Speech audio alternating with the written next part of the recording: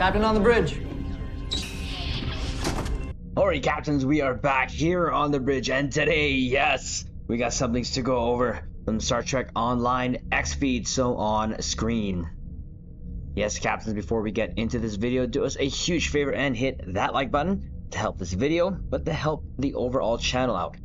And also, if you're new here, well, welcome. Consider subscribing here to the YouTube bridge, where we're always on the lookout for like-minded captains to share our love, passion for Star Trek Online, but also things Star Trek. Now that said, here we go. Yes, captains, some catching up to do. So as we normally do, we're gonna drop the two ECs and then at the end give our conclusion. So first up, going back here, so hello captain, Star Trek Online had maintenance. This was on April 30th, and we're just gonna go straight to the patch notes because there is a lot.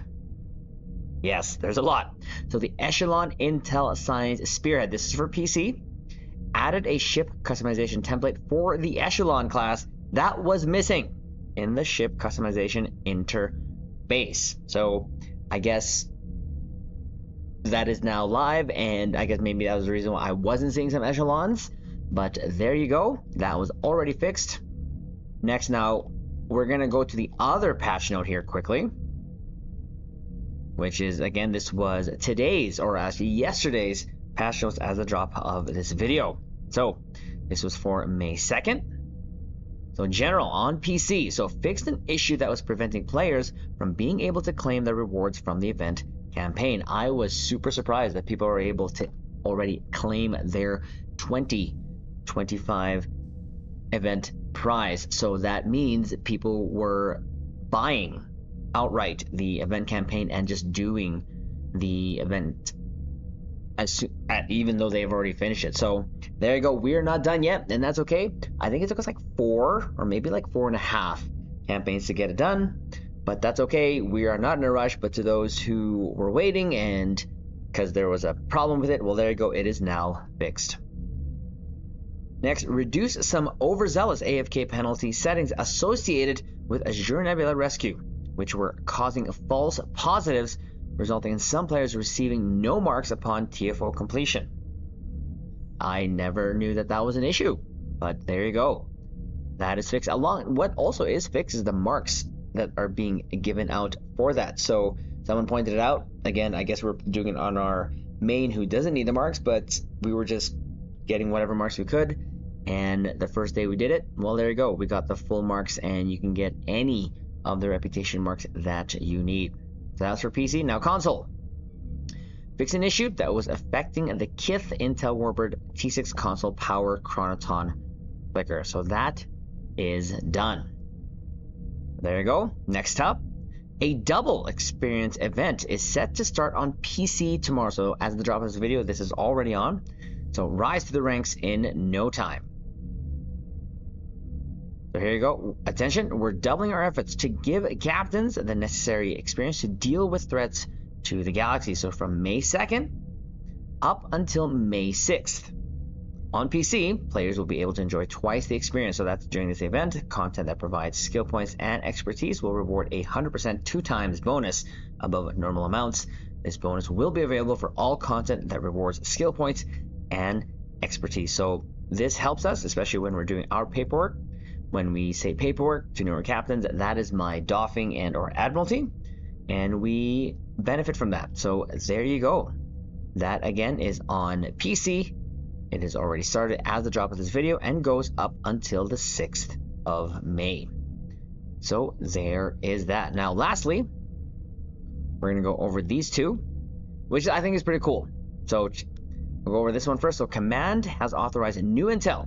Many of your questions have finally been answered, and the first part of our Q&A themed around our newest episode, Axiom, has arrived. Take a look now. So here we go here to the first part. So Axiom Q&A part 1. Get new insights on the behind the scenes of our Axiom episode. Now this is a lot, so captains, I am not going to go over this, but I will leave it in the description below for you to go over. But I think it was pretty cool. It's a nice read. So captains, if you have time in your ready room, why not have a read of this? But we'll read the beginning. So greetings, captains. Of course, as promised, here's the first part of our Q&A session with our creative director, Richard Hayden, and Senior Narrative Designer Flo McCubbin. I'm sorry if I said that incorrectly, about the ideas, thoughts, and behind the scenes of our recently released Axiom episode. The second part will be published on the 2nd of May, so keep your eyes for it. So, disclaimer, some of your questions have been shortened or rephrased for brevity.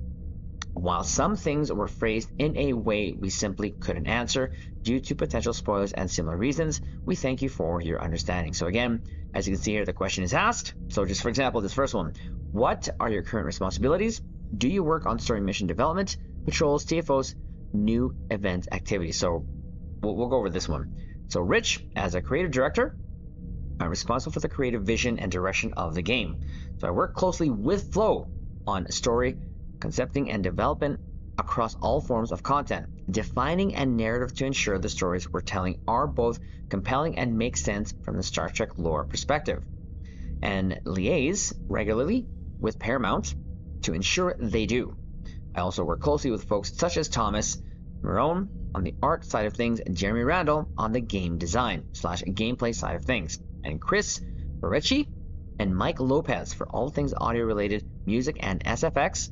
On top of that, I direct the cinematics along with Weston Pierce and direct the acting talent for the voiceovers, with the objective of making sure all these different aspects come together to create cohesive and entertaining content for Stowe.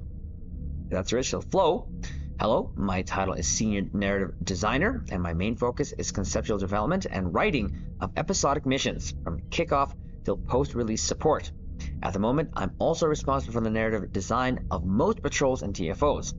I help plan my department's task schedule, write up Paramount pitches, internal story pitches, and narrative game design documents, or GDDs. I also compile asset requests lists, typically creative or lore-related assets such as advice or ambience, room propping, cutscenes, sound, and lore blog art.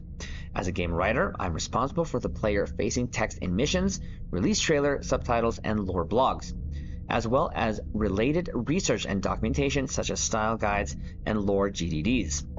This means I also put together voiceovers, scripts, write stage directions, help with selection of takes, and assist with audio direction in voiceovers or recording sessions.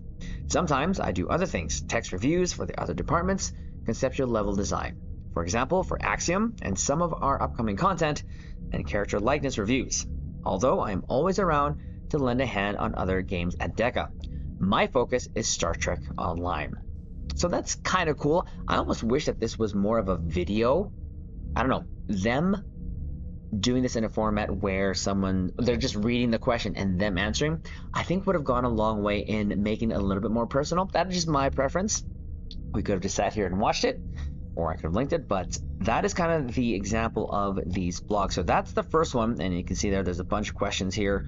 So again, what were the challenging continuing story that was started by Cryptic nearly 2 years ago? Did you make any significant changes after you inherited the content? So we're going to get a little insight on that, so on and so forth for that. Now, again, I will leave a description, of course, in the below, so you can go over my caps. And there's this. So the second transmission has finally reached us. Here's part 2 of our Q&A themed around our newest episodic Axiom.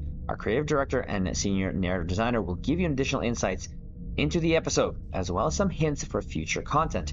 Take a look now. So this is the second one here. Part 2, again.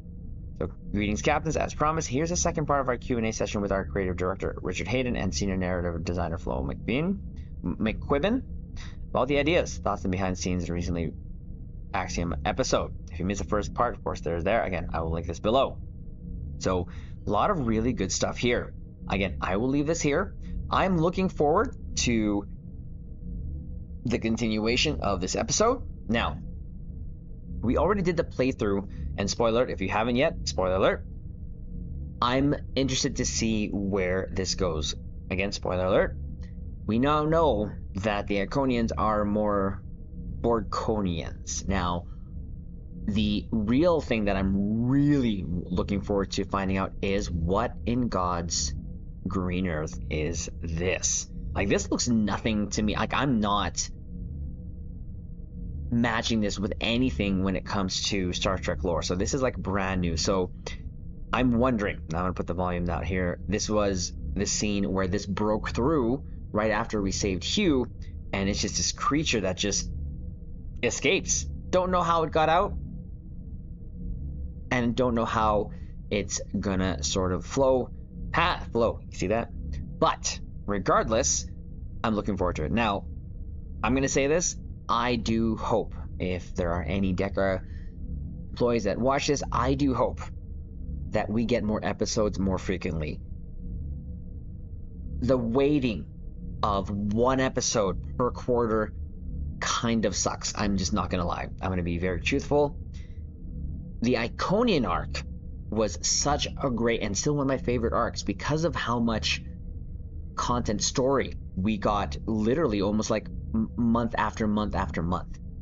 I'm not asking for a month after month after month story, but these episodes are being like drawn out to about an hour long. So to have a little bit more fluidity, maybe, may I suggest having the episodes shorter, but then releasing them once every 2 months, just so that we get a little bit more story as opposed to 4 times a year. And last year was only 3 times. Mind you, it was because of the change and all that stuff. But I think personally that would be the way to go going forward, and or just give us more story. So I'm interested to see, again, how DECA is going to take Stowe into the future. I know there's still a lot of uncertainty, and to be honest, there is a feeling of just what's next and or staleness that some captains are feeling. I can somewhat see it as well, right? Because once you do the new episode, you're in Star Trek Online for like, what, an hour? That's how long these episodes are. Maybe trying the new episode, new TFO, maybe new patrol.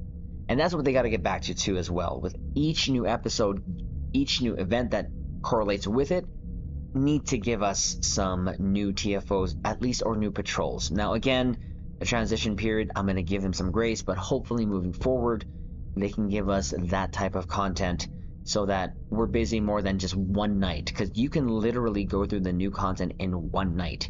Yes, of course there's the ships, but even then, you get the ship, you build it out, you fuse, then what? Right? Then you just go back to your dailies, and or for some people it's waiting till the next episode and they log off and that's it, they're done. So just my 2 ECs. That's gonna be the video, captains. Do us a huge favor, hit the like button again to help the channel out. Comment below, let us know what you're most looking forward to and what you thought of the Axiom blogs, and of course what you want to see coming from DECA in relation to the story. Of course, consider subscribing to the YouTube Bridge if you're not already, and we'll leave it on this note. Live long and prosper.